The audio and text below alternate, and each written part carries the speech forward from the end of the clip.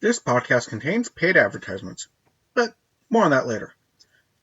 Welcome to the O'Connor Bootstrap Podcast, where I discuss how you can grow your business by the bootstraps. This applies to all entrepreneurs, from the person just starting up to the one that is already well established. My goal is to help you grow. I am your host, Isaiah O'Connor. So today I'm going to start off with my sponsor, Audible. It's audible.com, link in the description below. What is Audible? Audible is audiobooks. People read books, you get to listen to them. It's great if you're really, really busy. I've got the podcast, attempting to try to keep up on the blog. I've got a 6-year-old and a 3-year-old boy stuck home because of coronavirus, and trying to run a balloon business, and plan for my comeback here coming up soon. And I picked up another job planting trees in the meantime to make ends meet until I can reopen my business. I've got a lot on my hands. I don't have a lot of time to sit and read. But you know I do have a lot of? Time driving in my car and time walking around and planting trees. I can listen to things. So that means I can listen to my books. So if you're really busy, don't have time to read, but you want to read and consume books, multimillionaires, multiple businessmen read a lot of books. It's very important to read. If you're an entrepreneur, if you're a business person, read. It will help you succeed. So this is the easy way to go. Go check them out. 30-day free trial, $14.95 after a month afterwards. Quite honestly, if I had the choice between Audible and Netflix, I'd take Audible. Just me. And if you cancel the account, you keep your audiobooks, you get 30% off of all additional purchases. You can exchange your audiobooks if you don't like it. You can swap it for free. Great customer service. You can cancel it anytime. You're not locked in. They're really great. So go check them out. They're amazing. Audible.com. So ironically enough, I did a podcast about being consistent in your business, and I stated that one of the good ways to be consistent as a content creator is to post on a regular time, on a regular schedule, on a regular basis. And of course, I posted my post and posted my podcast, and many of you probably noticed that it didn't pop up until a few hours ago today that the podcast actually popped up here on Thursday. I am recording on Thursday for Friday, so I do that often. Problem is, I had a technical glitch. I uploaded it. If you listen to the podcast from the website, or you go to my website on the podcast page, it's set up a bit like a blog. You can see all my information. I put a nice picture up there and all this stuff. So I went to my website and I set up everything. I put in the keywords. I set up the SEO. I gave it a name. I posted how long it was. I did everything I need to do to send a podcast out. And the file upload of the MP3 file that was the podcast didn't fully upload. I started the upload. It was there. It was loading. It showed like it was loaded. And I saved it. And I thought, great, I got my podcast up and everyone's going to be happy. Turns out I made a rookie mistake of not double checking to make sure the podcast actually got uploaded, as I've had this technical glitch happen once or twice before where it shows that the podcast goes up, but it doesn't actually load the podcast. It never saved it for some reason. Don't know why. It's a glitch. So I do apologize on that and find it kind of ironic that I post a podcast about consistency and I miss it by a day. So, yeah, my bad. I should know better than to just upload it and not double check that it actually works. But I'm not going to be talking about quality control today. That will be next podcast. So What I'm going to talk about today is the process I use to save time on my podcast, on my YouTube channel, and on my blog. Now, I use these tricks and tips a lot on the podcast, more on the blog, and less on the YouTube channel. Now, I have to say, most content creators focus on one type of content, and that's it. That's all they do. They're just a podcaster, or often they're a podcaster, and when they get a studio and nice, they might start doing their podcast with a camera, and they're just doing the podcast with the camera and post it on YouTube. Or they're a YouTuber, primarily, who does it for the camera, then they slightly re-edit it.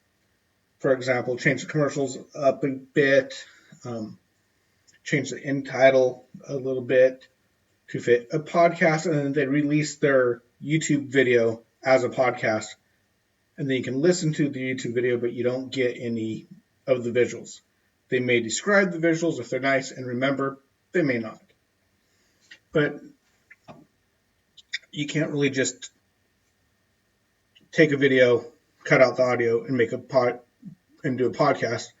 You can't do this type of thing for blogging. So there's that. So you find bloggers you find YouTubers that podcast and podcasters that YouTube, but you don't often see ones that do all three. I think there's a good reason for that, because it's a lot of work and it's really hard to keep up the pace. Now, in saying that, let's talk about how we can pick up the pace and do things more consistently. Now, my blog has been pretty much completely on hold since this whole world shutdown thing has hit. Coronavirus, whatever. And I had a whole series set up, planned, and ready to go. And I was going along with the blog and the podcast, keeping them matched pretty closely. I do a podcast and then write a blog about it, or write a blog and then do a podcast about it, and try to link the two together. That's not always easy to do, and I find that free-flowing podcasts where I have an idea of where I'm going, I might have some data points pulled up, I might do some research beforehand and just have a little bit of a list and some points that I know I have to hit during that podcast, and just kind of flow with it is much easier to do than writing a blog and then trying to read a podcast and making it sound a little bit different. It was a weird hybrid. It worked okay, but it was a lot of work. So when the virus hit and we're all sitting around locked in, the joke goes something like this. I saw a meme where it was talking about single people and people with kids. The meme reads, "People without kids during quarantine. I've remodeled my kitchen, refurbished all my furniture, and started 3 new hobbies. Parents during quarantine. These 5 minutes to myself at 11 p.m. have been super nice." So that's pretty much what happened. I have a 6-year-old boy and a 3-year-old boy, and homeschooling one kid who's in school and one kid who is not in school during quarantine in a small apartment, trying to keep the 3-year-old occupied while the 6-year-old does their homework, is more than a full-time job, and it's a lot of work. So something had to give, and I was not about to ignore my kids during quarantine and sit on the computer and try to write blogs all day. Wasn't going to do it. The blog had to go on hold while I ramped up my podcast and kept the regular podcast, because I could do that here and there. Now, how do I do the podcast here and there and keep it on regular schedule when I have a chaotic house with kids in there all the time? Well, nighttime's my friend, first and foremost. I try to record at night when I can. And there's been occasions where my wife's taking them out to go for a drive, or now things are opening up a bit, shopping, or go to see grandma or whatever. So I get some time at the house to record. So that's nice. But that leads us into the main point of today's ramble, and that is, how do you set things up so if you only have short bursts of time, how do you get it regular? If you have the kids home from school all day long, all of a sudden, what do you do? How do you get things up? How do you make sure you precisely do it time after time after time? Beautiful thing about something like blogging, YouTubing, and podcasting is, in general, you don't have to do it live. Now, there are times you might do a live video or a live stream podcast. There's never a time you do a live blog. It doesn't work that way. But because it's not live, that means you can do them in advance. You can edit them, and then you can post them. So the first and foremost trick is just about every site that I've seen for blogging, podcasting, YouTube, whatever, you can schedule your post. You can schedule posting a video, you can schedule posting a podcast, you can schedule posting a blog. And the nice thing about this is whenever you get a spare moment, you can work really hard and create 2, 3, 4, 5, depending on how much time you have, how long you write, how long you blog, how long you do YouTube. You can do a whole bunch of them all at one time. Do all the recording, do all the writing, and then you might take another day to go back and edit and clean up and fix and proofread and do a final draft of your blog if that's what you're doing, and clean them all up. Now you've got 2, 3, 4, 5 blogs, podcasts, videos all ready to go. You go up to controls, you upload it, you select set date. So you set a date, you set a time, and it will automatically publish on those dates and times automatically. You don't do anything. So doing that one little step can save you a lot of time, hassle, and headache. Because with this, you can do, like I said, you get a few minutes here and there, you can do a recording, you can type a little bit, you can build up. And my suggestion, not that I always follow my own advice, that's another podcast, and I try to whenever I can, is when you get chances, like I had said earlier, do a lot of them in a row and try to get one full week. So if you do 3 times a week, do enough, so 3 or 4 times in a row, that if you miss a day recording, if you can't record because there's craziness in the house with kids or something goes on and that day just that you're planning to record doesn't happen, whatever, you can have a buffer between when you're actually recording and when they're actually going up. So that one time I got, I think, 6 or 7 recordings done and uploaded. And I was doing about 1 or 2 recordings every week. And eventually, I got to the point where I had to be up to it. But when some craziness happened, I got behind. I didn't have to stress about creating content because my content was going up. It just meant that I might have to start recording every other day instead of once a week or twice a week. So it just helps. It gives you a little buffer, gives you a little breathing room. One thing I've learned the hard way is this year I'm going to record all my podcasts, write all my blogs, do all of my videos, everything I'm going to do, and schedule them to go up through Christmas and the holidays. Because my podcast listening and my blog readership dropped through the roof because I went from November through January not doing any content because of the chaos of the holidays here. And that backfired, that worked against me. That whole flywheel was turning into a death spiral there for a while. And you got to keep the flywheel moving. So in order to do that, you can plan ahead. record ahead. Now, how do you save time in recording and writing and content creating? Use templates. Most people probably have some idea what a template is. If you're going to write a letter, you can go to Word or the open office text or whatever you use to write a letter with, and you can choose a template. Template, letter. It will pop up a basic letter for you and you fill out the details.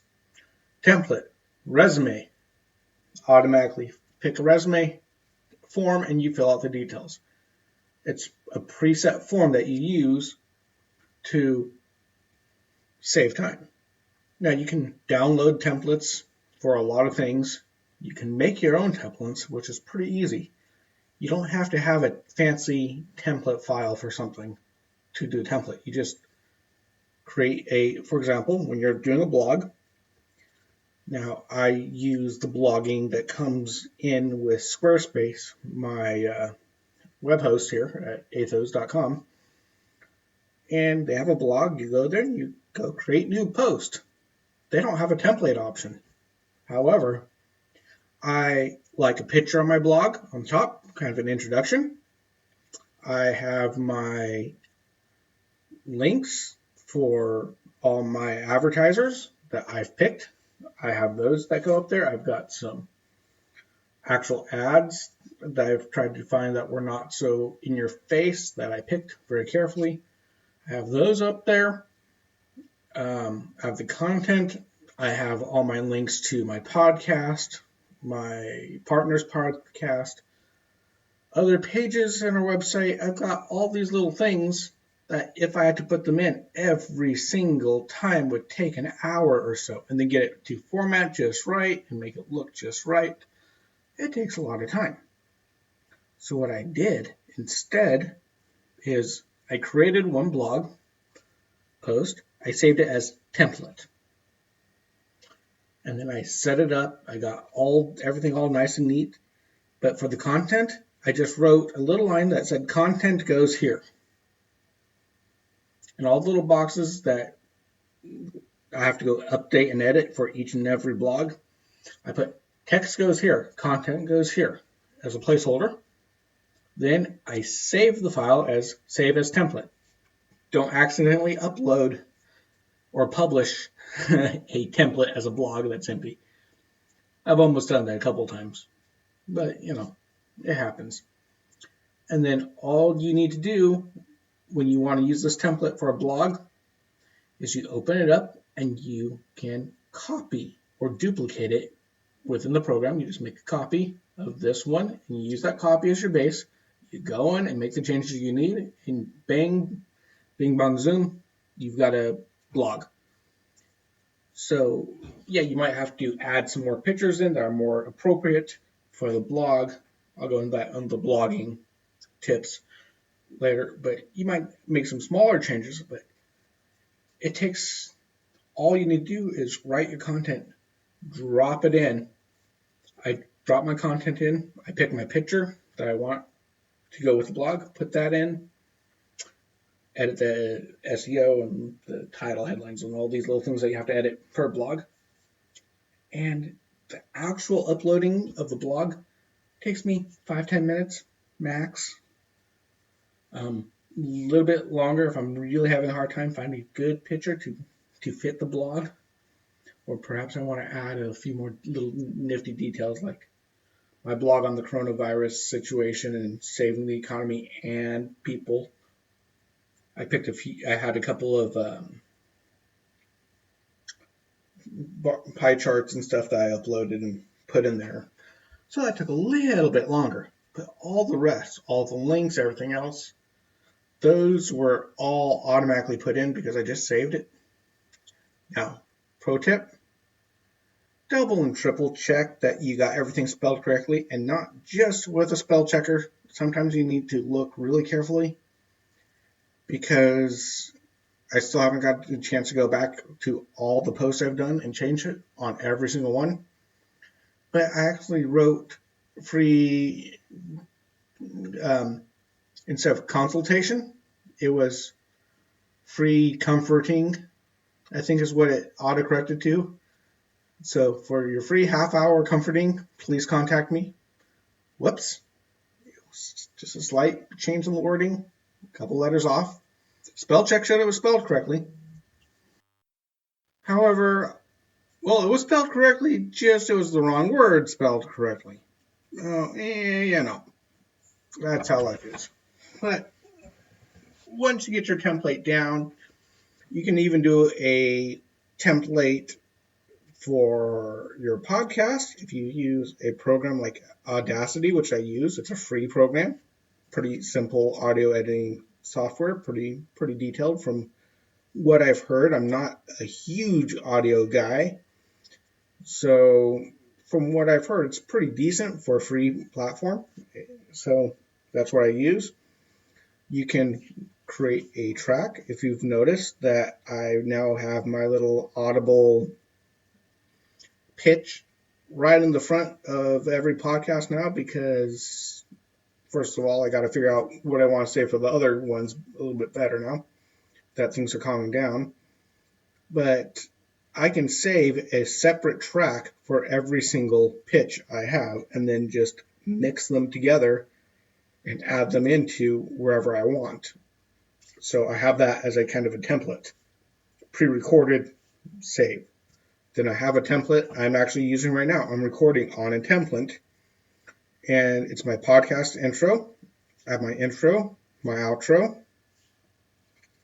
which if you listen to my podcast enough, you realize it's the exact same thing every single time.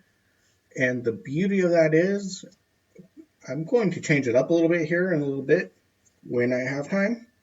But in the meantime, I just go in, I select the clean track, I record my message, put it in between the beginning and end, line them up, hit save, boom. So my intro, my little commercial, and my outro are already in place. So all I have to do is focus on creating the actual content. Saves me time, saves me stress, saves me headache. It's so much faster. Go in there, save it, upload it to my template for my podcast on the website, and we're good to go. Now, video templates, a little bit more difficult to do from the software I'm using, but again, I'm not a huge YouTuber yet, but you can create an opening sequence and you can save an opening sequence. Even the software I use, I can have my standard opening sequence saved. I can have a closing sequence saved, and then I can take those and bring them in and put them anywhere I want within my little video editing software.